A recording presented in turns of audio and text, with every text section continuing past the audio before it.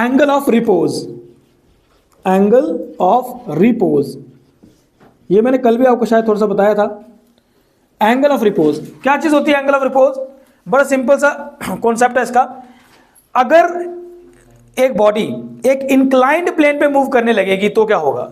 यानी कि यहां पे बात आ रही है किसकी? इंक्लाइंड प्लेन की। अगर कोई इंक्लाइंड प्लेन है तो जाहिर सी बात है उसका कोई एंगल ऑफ इंक्लिनेशन भी होगा, है ना। मान लो इस तरह से मेरे पास एक इंक्लाइंड प्लेन है, तो इसका जो इंक्लाइंड एंगल है ना, वो क्या है? ये देखो, ये इसका इंक्लाइंड एंगल है। यही जो इंक्लाइंड एंगल है ना, इसी को कहते हैं angle of repose.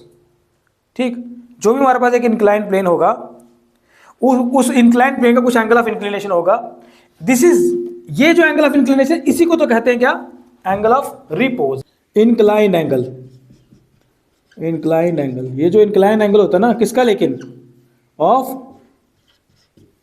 Inclined plane, inclined plane, सही है।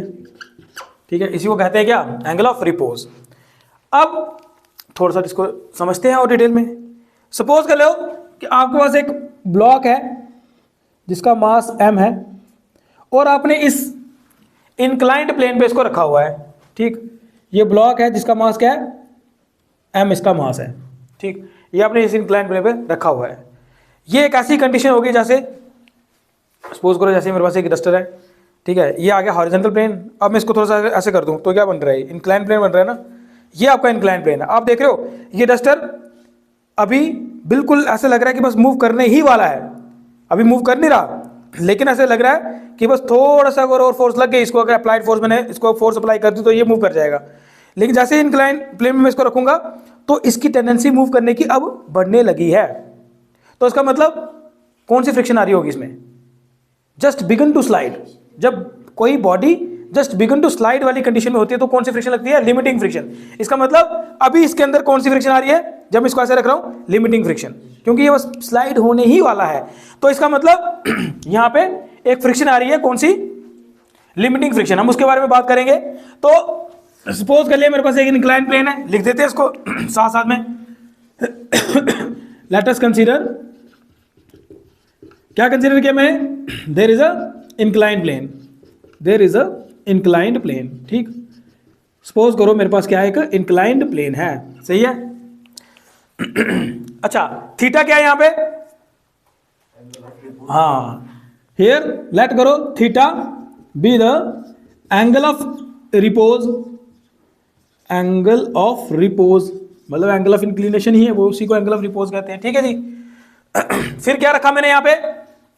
एक बॉडी रखी जिसका मास m है। कहां रखी? इसी इंक्लाइंड प्लेन पे रखी है ना। तो सपोज करेंगे let there is a body, there is a body of mass m, of mass m placed on the inclined plane, placed on the inclined plane. ठीक है जी, इंक्लाइंड प्लेन पे इसको रख दिया। अब जैसे ही बॉडी मास m की मैं यहां पे रखूंगा, और ये अब क्या करने वाली है? And it just begin to slide, है ना। इसके साथ आप इसको ऐड कर सकते हो, और ये बॉडी बस स्लाइड होने ही वाली है। And it just begin to slide, begin to slide.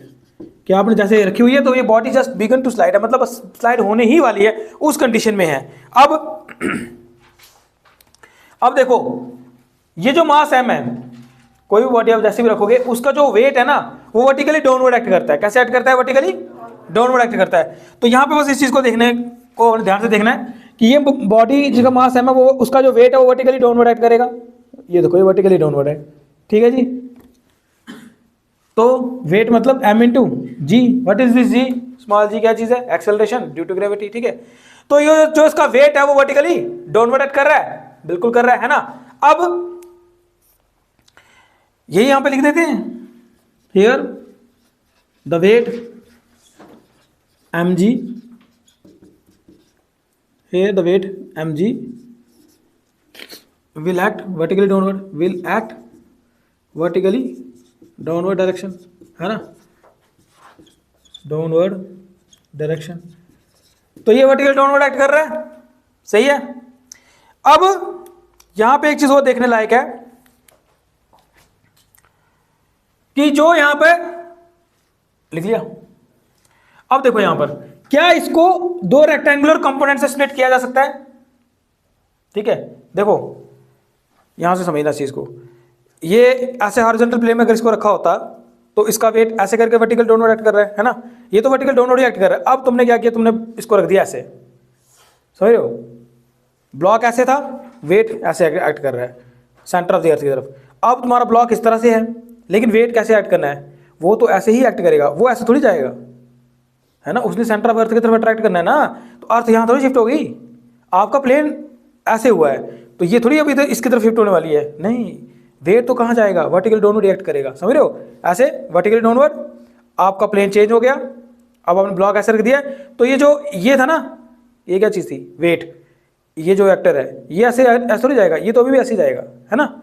तो वही चीज़ है यहाँ पे, ये तो वर्टिकल डाउनवर्ड रिएक्ट करेगा, लेकिन अब क्योंकि ये जो स्लाइडिंग प्लेन है इसकी वजह से यही वर्टिकल डाउनवर्ड जो वेट एक्ट कर रहा है नीचे की तरफ, इसके दो रेक्टेंगुलर कंपोनेंट्स हम बना सकते हैं। ठीक है, दो रेक्टेंगुलर कंपोनेंट्स बना सकते हैं। एक रेक्टेंगुलर कंपोनेंट होगा ये देखो, ठीक, एक रेक्टेंगुलर कंपोनेंट होगा ये, ठीक है, एक होगा ये, तो एक होगा ये जो रेक्टेंगुलर कंपोनेंट है ना, ये वाला, इसको बैलेंस करने के लिए कौन आएगा? ये देखो, इसको बैलेंस करने के लिए आएगा आर। ये जो हम आर कहते हैं ना, ये देखो, ये आर आ गया इसका। आर जो है ना, ये इसके दो कंपोनेंट बन गए। अच्छा, इस कंपोनेंट का पहले नाम क्या होगा लिख दो।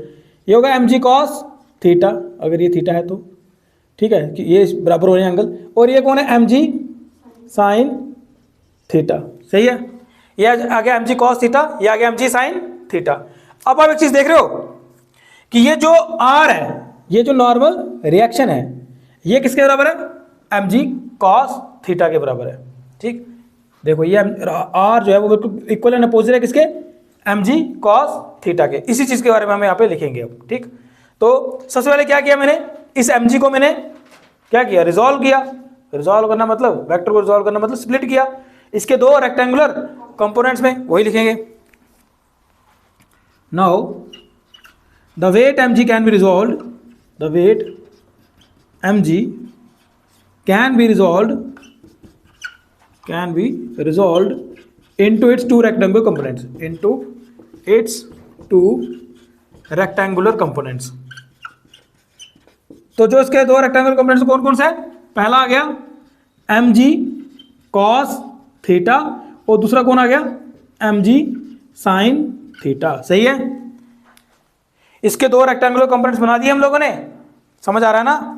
चलिए अब देखते हैं आगे की कहानी इसकी। अब आप एक चीज और देख रहे हो, आप एक चीज और देखिए, आपने क्या आर, ये जो आर है इसके बारे में लिखेंगे, है ना। यहां पे जो नॉर्मल रिएक्शन है वो कौन है? R is a normal reaction. और ये नॉर्मल रिएक्शन है किसके बराबर है? देखो ना, ये एम जी कॉस थीटा के बराबर है। भाई आर जो है वो एम जी कॉस थीटा के बराबर होना ही चाहिए, वरना ये तो नीचे की तरफ घुस जाएगा, है ना। कोई ना कोई तो इस वेट को बैलेंस करने वाला होना चाहिए, वो कौन है? वो तो आर है। तो ये आ गया here, R is the normal reaction. और कल मैंने आपको एक चीज बताई थी, याद है? मैंने कहा था जब आप नॉर्मल रिएक्शन के बारे में लिखते हो तो क्या लिखते हो? Here R is the normal reaction which is perpendicular to the plane. देखो ये जो प्लेन है ना, ये वाला, इसके लिए ये क्या है? देखो है ना 90 डिग्री, है ना। ये बिल्कुल जिस प्लेन पे ये है ना, देखो वेट का क्या हुआ? वेट ऐसे था, हॉरिजॉन्टल प्लेन था, फिर से बात करते हैं इस पे, हॉरिजॉन्टल प्लेन था तो ऐसा था इसका वेट, वर्टिकल डाउनवर्ड। प्लेन ऐसा हो गया, वेट ऐसे रहा नीचे की तरफ, वेट ऐसे नहीं हुआ, है ना, वेट ऐसे रहा नीचे की तरफ। लेकिन जो नॉर्मल डायरेक्शन है ना, नॉर्मल डायरेक्शन, उसकी कहानी क्या है? ये ऐसे था, देखो परपेंडिकुलर टू द प्लेन, है ना, ये देखो परपेंडिकुलर टू द प्लेन। अब ये ऐसे हो गया तो नॉर्मल डायरेक्शन अभी भी क्या रहेगा? Perpendicular to the plane. आप ऐसे कर दो, नॉर्मल डायरेक्शन कैसा रहा? परपेंडिकुलर। आप ऐसे कर दो, नॉर्मल डायरेक्शन कैसा रहा? इस प्लेन के परपेंडिकुलर, इस प्लेन के परपेंडिकुलर। उसको थोड़ी सेंटर ऑफ ग्रेविटी की तरफ जाना है, उसको थोड़ी अर्थ के सेंटर की तरफ जाना है, नॉर्मल डायरेक्शन को, है ना। तो वो जैसे जैसे आपने प्लेन को चेंज किया ना, प्लेन की डायरेक्शन चेंज की, तो ये इसको कुछ नहीं होना है। देखो ये वैसे जैसे चलता जाएगा जैसा कि कौन है? जैसा कि प्लेन है। इसने कैसे रहना है? परपेंडिकुलर टू द प्लेन, जिस प्लेन में ये है। और जो हमारे पास जी है, ये क्या कहते हैं इसको? वेट है। वेट जो है अगर इंक्लाइन प्लेन आ गया तो वेट ऐसे नहीं हो जाएगा, ये ऐसे ही रहेगा नीचे की तरफ। तो इसका मतलब फिर नॉर्मल डायरेक्शन को कोई ना कोई तो बैलेंस करने आएगा, वही तो बात कर रहा हूं मैं।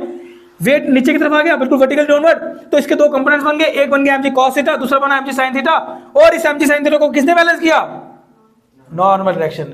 और देखो है ना ये दोनों आपस में बिल्कुल इक्वल एंड अपोजिट, तो वही यहां पे लिखने वाला हूं मैं, here r is a normal direction which is perpendicular to the plane, जिस प्लेन पे इसको रखा हुआ है, इंक्लाइंड प्लेन भी बोल सकते हो आप, है ना, लिख दो फिर बोल सकते हैं तो, इंक्लाइंड प्लेन, सही है ना, ये जिस इंक्लाइंड प्लेन में इसको रखा हुआ है नॉर्मल डायरेक्शन उसके परपेंडिकुलर है, बिल्कुल उसके परपेंडिकुलर है।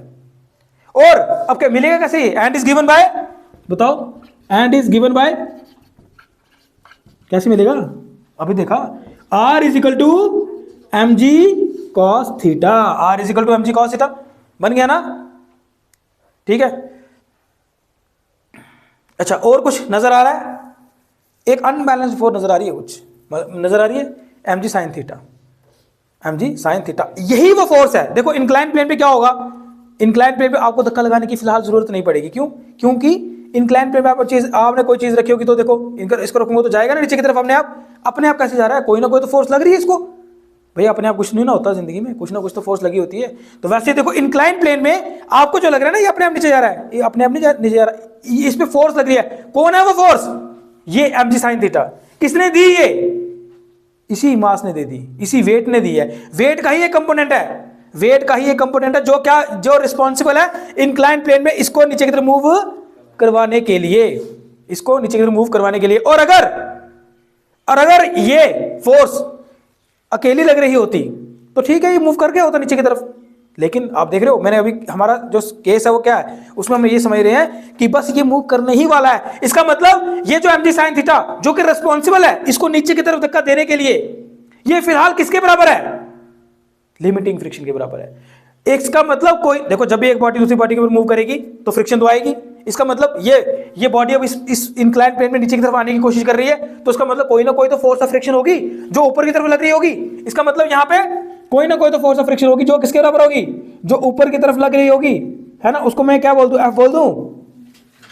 ये जो एफ है, ये जो फोर्स ऑफ फ्रिक्शन है, अगर ये बॉडी अब स्लाइड करने ही वाली कंडीशन में है तो इसका मतलब ये जो फोर्स ऑफ फ्रिक्शन है ये किसके बराबर है?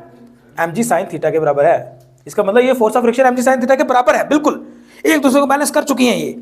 तो बॉडी मूव अभी कर नहीं रही है नीचे की तरफ, बस करने ही वाली कंडीशन में है ना। जैसे मैंने आपको दिखाया था, ये देखो है ना, ये ब्लॉक है ना, ये हॉरिजॉन्टल प्लेन, अब ये बन गया वर्टिकल प्लेन। अब ये मूव कर नहीं रहा है लेकिन फोर्स तो लग रही है, वेट mg नीचे की तरफ एक्ट कर रहा होगा, उसके दो कंपोनेंट्स बन गए। एक क्या बना? mg cos थीटा जो कि इसके वेट को बैलेंस कर रहा होगा, वो r को बैलेंस कर रहा होगा। दूसरा क्या बन रहा होगा? mg sin थीटा, और mg sin थीटा कुछ इस तरह का है कि अभी फिलहाल वो mg sin थीटा किसके बराबर है?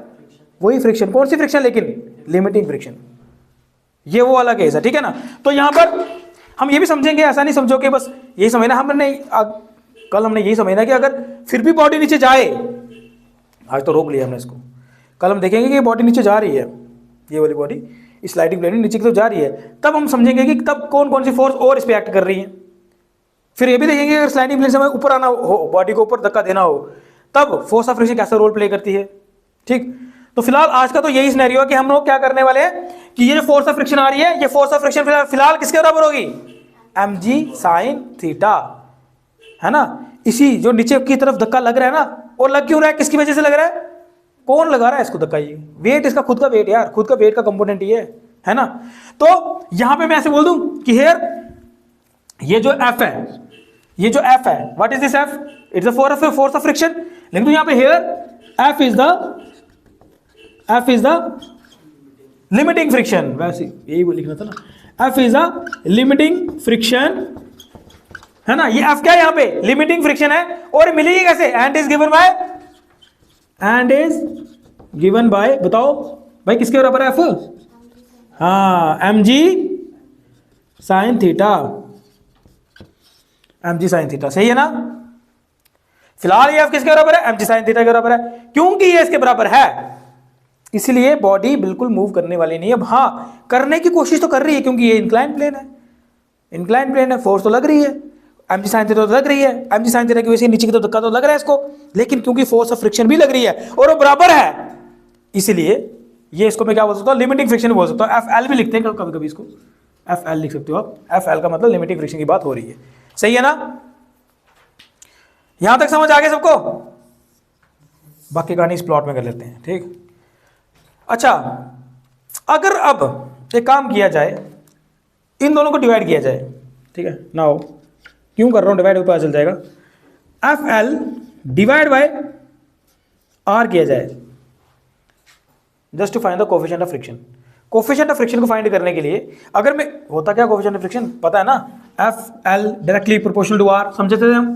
फिर F L is equal to mu L R, है ना? लिमिटिंग फ्रिक्शन डायरेक्टली ला था ना इसका, लिमिटिंग फ्रिक्शन का। तो ये ला क्या कहता है? Limiting friction is directly proportional to the normal reaction, और प्रोपोर्शनल साइन हटाया तो म्यू एल लिखना पड़ेगा। What is this mu L? It is a coefficient of limiting friction. Then what is coefficient of limiting friction? अगर निकालना होगा किसके बराबर होगा? F L divide by R होगा ना? क्यों यहां भी कर सकते हैं, क्यों यहां पे फाइंड करते हैं जरा कोफिशिएंट ऑफ लिमिटिंग फ्रिक्शन क्या हाल हुआ। तो यहां पे कोफिशिएंट ऑफ लिमिटिंग फ्रिक्शन किसके बराबर आएगा? What is F L? M G sine theta.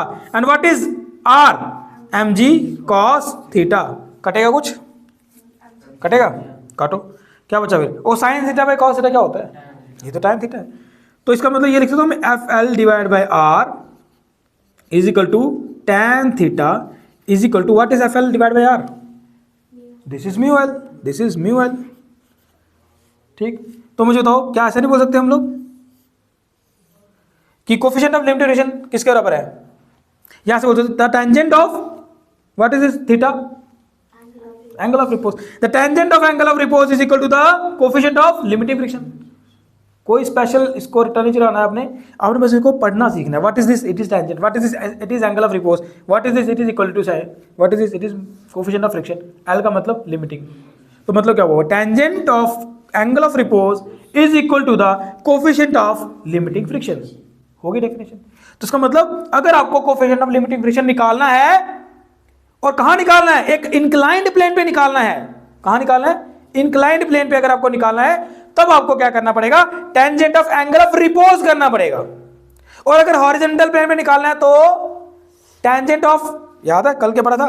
यहां लिख दूं अगेन, वी नो दैट क्या है आपको पता? कल हमने पढ़ा था तो आपको पता चल गया था कि अगर आपको टेंजेंट ऑफ अल्फा लिखूं मैं, अगर, है ना, tangent of angle of friction, याद है? What is this alpha? It is angle of friction. The tangent of angle of friction is also equal to the coefficient of limiting friction. Same था, कल तो यही पढ़ा था। The tangent of angle of friction is equal to the coefficient of limiting friction. फिर से पढ़ाओ, tangent of angle of friction is equal to the coefficient of limiting friction. और tangent of angle of repose is also equal to the coefficient of limiting friction. तो इसका मतलब ये दोनों आपस में भाई भाई है ना? ये भी इसके बराबर, ये भी इसके बराबर। इसको ऐसे बोल सकते हो फ्रॉम फर्स्ट, इसको रखो second, from first and second हम ऐसे नहीं बोल सकते? फ्रॉम फर्स्ट एंड सेकंड ऐसे नहीं बोल सकते? क्या बोल सकते हैं? ये बोल सकते हैं tan theta is equal to किसके बराबर आया? ये tan अल्फा के बराबर आया। भाई थीटा अल्फा के बराबर नहीं आ गया क्या? इसका मतलब ये बोल सकते हो मैं, थीटा किसके बराबर आ गया? इसका मतलब angle of repose is equal to the angle of friction. कि एंगल ऑफ रिपोज जो हम बात कर रहे हैं, इसी को एंगल ऑफ फ्रिक्शन भी कहा जा सकता है। इस केस में कह सकते हैं ना, देखो आया हमारे पास आंसर। और अब क्या होता है ना, एग्जाम में ही पूछते हैं